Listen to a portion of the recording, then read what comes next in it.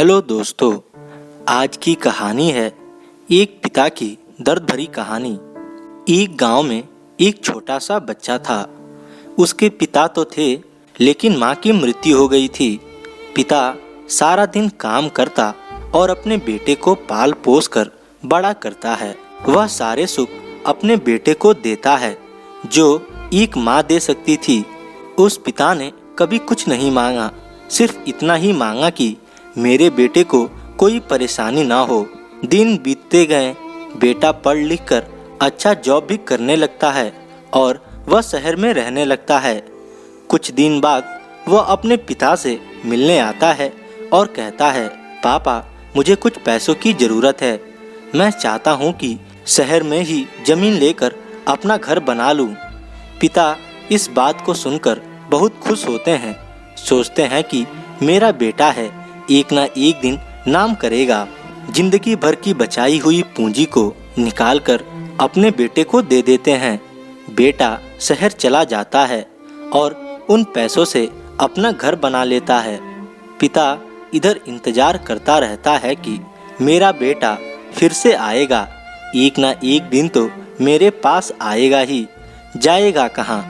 उसके पास अब कोई नहीं जाता था, क्योंकि ना ही अब उस पिता के पास पैसे थे और ना ही रहने का जगह था। कुछ दिन बाद बेटा फिर लौटकर आता है और अपने पिता से कहता है, पापा अब आप दादाजी बनने वाले हैं। पिता को बहुत खुशी होती है। इस बात को सुनकर वह कहते हैं, तू मुझे मेरी बहू और पोता से कब मिलवाएगा? बेटा कहता है, बस पापा थोड़े दिन और। पापा मुझे कुछ पैसों की ज़रूरत है, क्योंकि आजकल थोड़ा जॉब में खींच-बीच हो रहा है, जिसके कारण से मुझे कुछ दिन के लिए सस्पेंड कर दिया गया है। पिता के पास कुछ नहीं रहता है देने के लिए, लेकिन फिर भी कहता है, अच्छा बेटा तो रुक, मैं अभी आया कुछ पैसों का बंदोबस्त करके। पिता बाद में महाजन से कुछ पैसे उधार लेकर अपने बेटे को दे देता है और बेटा पैसे लेकर शहर चला जाता है।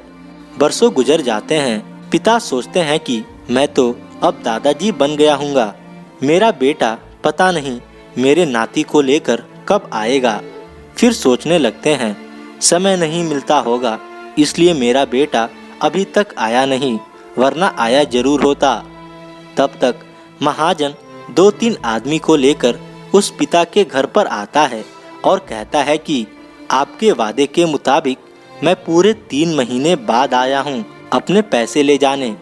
पिता कहते हैं, मेरे पास पैसे नहीं हैं देने के लिए। महाजन कहता है, जब पैसे देने नहीं थे तो आपने मुझसे उधार क्यों लिया? तभी पिता कहते हैं, ठीक है रुको, मैं तुम्हारे लिए पैसों का बंदोबस्त करके आता हूँ। और वहाँ के नज़दीकी अस्पताल में चले जाते हैं।